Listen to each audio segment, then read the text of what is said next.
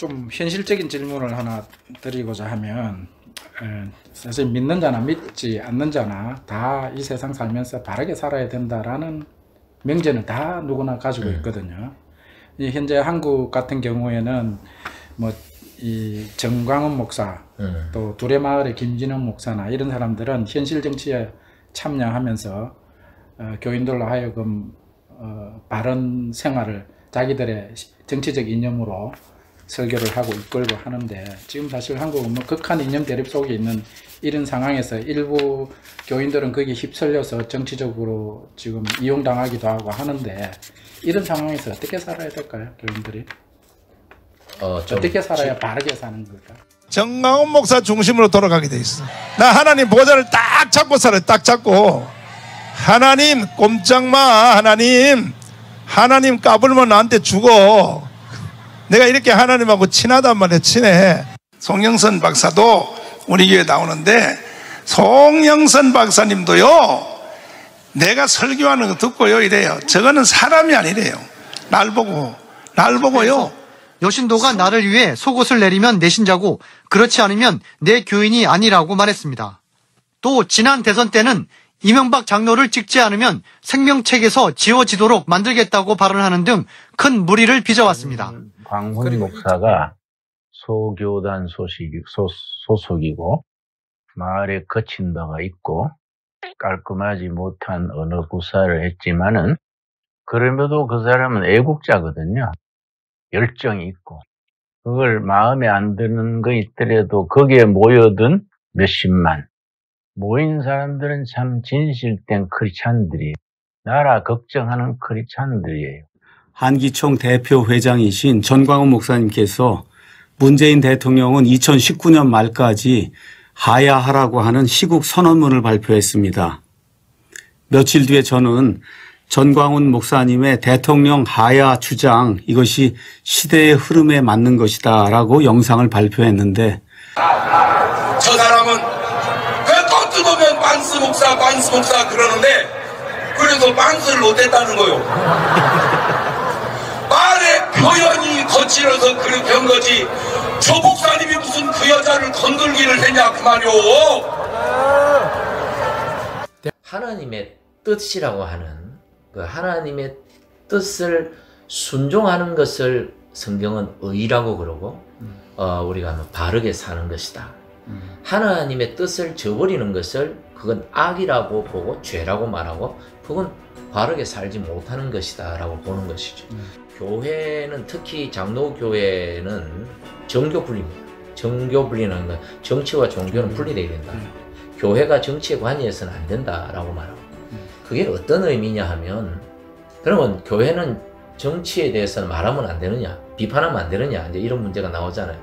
그건 무슨 말이냐면, 교회가 정치와 상대하는 것은 금하고 있어요. 그러나 성도들이 정치에 대해서 발언하는 건 당연한 거예요. 교회는 뭘 하느냐 하면, 교회의 구성원은 다 시민들이죠. 그렇잖아요. 교인이면서 동시에 이분들은 국가의 각 영역에서, 사회의 각 영역에서 살아가는 시민들이죠. 그럼 시민들에게 목사는 하나님 말씀을 통하여 어떻게 살아가는 것이 하나님의 뜻에 합당한 삶인지를 가르치는 게 목사의 역할입니다. 모든 영역에서 하나님의 뜻이 무엇인지를 알아서 내가 바르게 살려고 노력하고 최선을 다해서 성실히 감당하는 것, 이것이 성경으로 보면 바르게 사는 것이죠. 사실 하나님의 나라는 글로벌이에요. 지역적이지 않다. 민족주의도 아니고 어떤 이기주의도 아니에요. 크리스찬 정치인이라면 바른 것, 잘못된 것은 잘못됐다고 말할 수 있어야 되지만, 적대감을 가진다든지 왼수로 대한다든지 하는 부분들은 크리스찬 정치인이라면 그런 생각들을 보죠. 왜? 하나님의 모든 영역이 하나님의 영역이라고. 다른 종교에 대해서도 마찬가지. 불교나 이슬람교나 그들의 잘못된 부분은 잘못됐다고 말할 수는 있겠지만, 그들을 원수 취급을 하는 것은, 그것은 바람직하지 않죠. 왜? 그들도 하나님 나라의 대상에 포함시켜 가야 하기 때문에, 이제 우리는 좀 더 폭넓게 가야 되는데, 지금 이제 거의 원수대하고 거의 적으로 대한다든지 이런 목사들의 행태들은 저는 이것은 하나님 나라에 합당하지 않고 바른 가르침이라고 얘기하지도 않고. 그 정강훈 목사나 네. 두레마을의 김진웅 목사나 이런 분들이 교인들을 이념적으로 끌어서 선동하고 하는 행위는 옳지 않다라고 보시는 저는 거예요? 개인적으로 저는 굉장히 안타깝게 생각합니다. 안타깝다. 네, 네. 목사로서 저게 하나님의 나라를 세우는 방법인가를 제가 생각할 때 굉장히 한 사람의 목사로서 굉장히 안타깝게 생각하죠. 한국의 그 씨앗교회라고 들어보셨나요? 아니, 저 못 아, 들어봤어요. 들어봤습니다. 네. 씨앗교회 그 이기훈 담임 목사님이 네. 최근에 이제 코로나 사태가 벌어지면서 교회 건물을 처분했어요. 처분을 해가지고 그 교회 건물을 처분하고 얻은 돈을 가지고 자기 교회 교인들에게 재난지원금으로 가정당 70만 원씩 지금 주고 있어요. 예. 그 돈을 가지고. 근데 이제 교회 그 이후에 교회가 없으니까 건물 교회가 없으니까 이제 온라인으로 변경해서 씨앗 교회를 온라인으로 운영을 하고 있어요. 근데 이분이 이 행위 때문에 교단에서 퇴출을 당했어요. 퇴출당한 그 결정을 내린 교단의 입장에 보면 첫째 이분이 성전을 인정하지 않는다. 이분은 이제 성전이라는 개념보다 우리가 모여서 예배드리는 예배당의 개념으로 했기 때문에 온라인이나 뭐 이런 게 어느 교단이든가요? 순복음교단.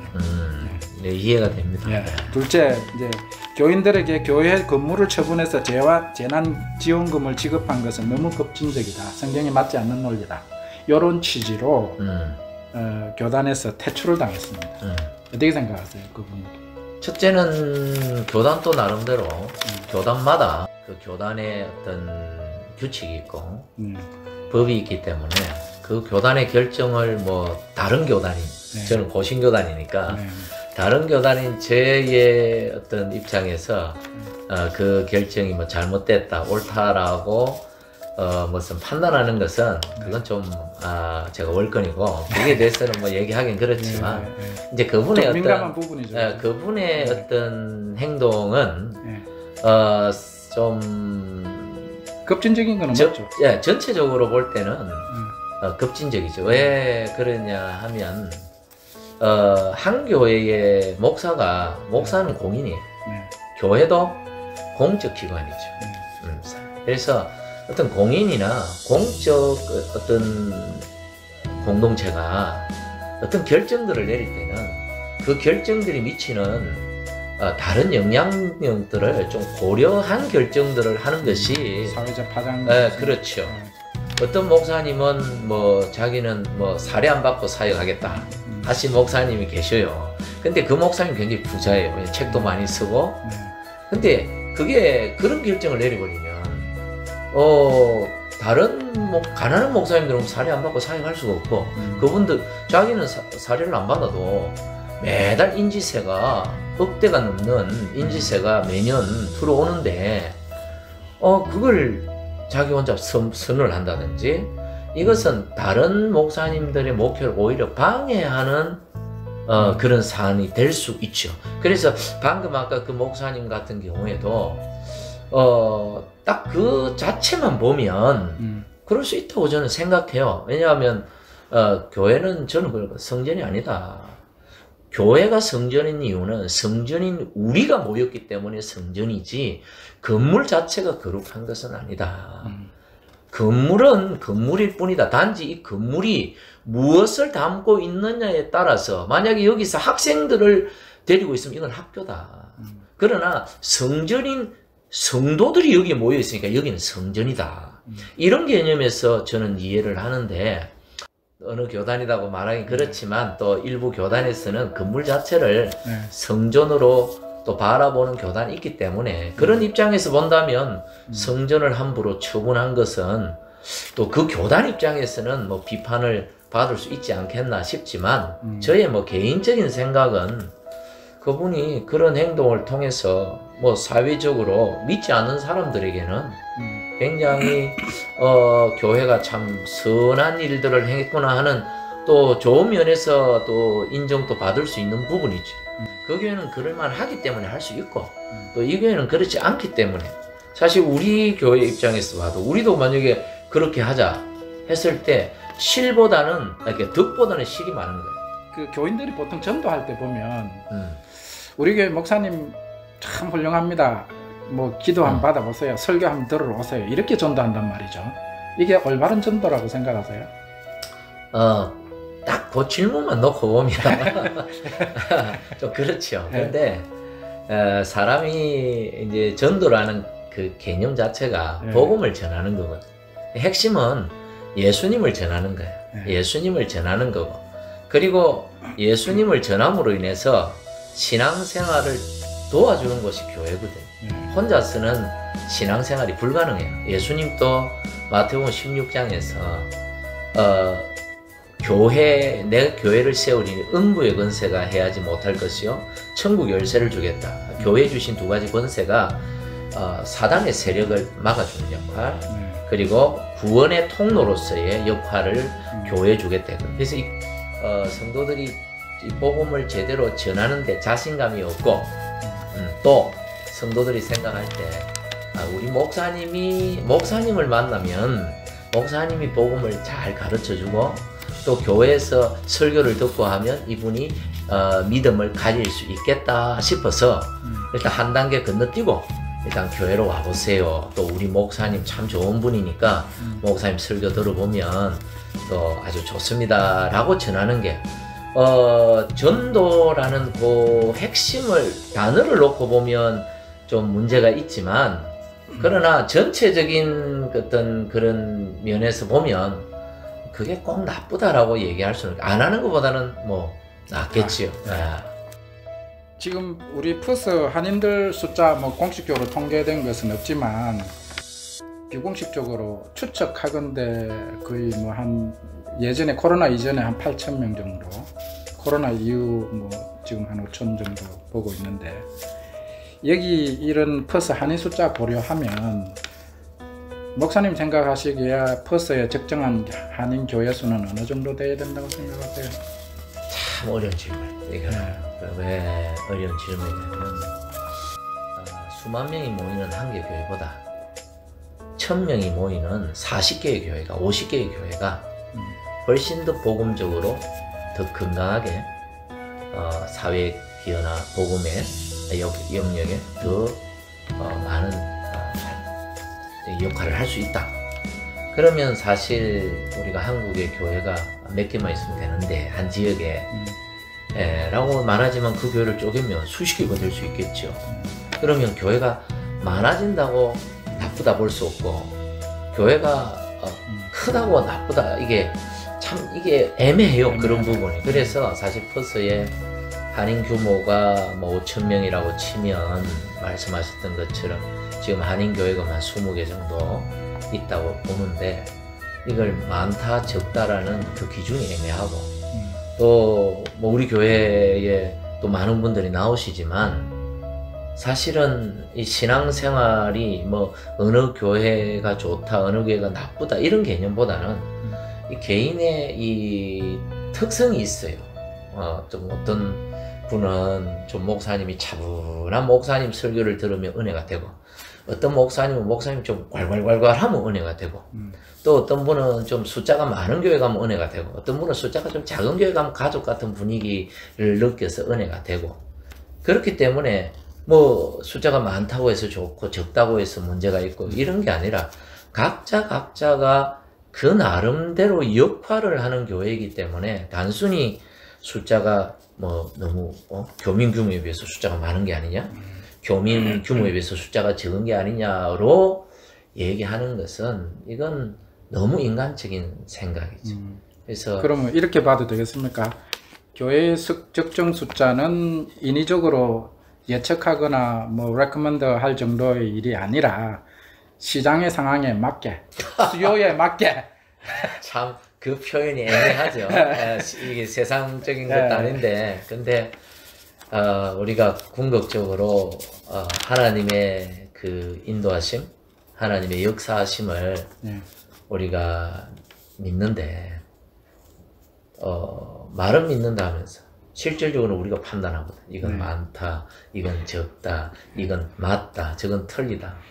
사실 그 부분 자체가 사실은 좀 이율배반적이지. 하나님의 인도하심을 믿는다면 믿는다. 이것 또한 하나님의 뜻에 맡겨둬야 되는데 사회적인 관점에서 보면 막 좀 너무 많지 않냐 저기 이렇게 볼 수는 있겠지만 신앙적인 관점에서 보면 그런 말은 좀 맞지 않겠다. 뭐 그렇게 보는 것이죠. 알겠습니다. 예. 그럼 마지막으로 여기 교인들이 뭐 교인들은 다 보시고 아시겠지만 다른 여기 추석하지 않는 서울주 교민들에게 포괄적으로 한 말씀 해주시죠. 2020년 한 해 정말 힘든 한 해였죠.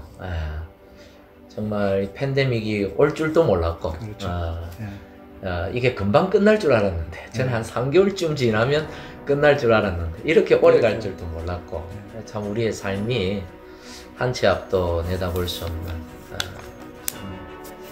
내 힘으로 안 되는 정말 목사로서 절실히 깨닫는 게 하나님의 은혜 없이는 정말 살 수 없구나. 개인적인 고민과 미래에 대한 어떤 두려움들 또 걱정들을 우리 한인분들이 많이 가지고 계실 텐데 새로 맞이하는 새해는 좀 그런 걱정 다 틀어버리고 좀 이런 삶의 두려움 다 날려버리고 정말 하나님이 주시는 그런 은혜와 그런 축복을 누리는 그런 행복한 한 해가 새해가 되기를 진심으로 바라고 또 목사로서 한인사회를 위해서 기도하겠습니다.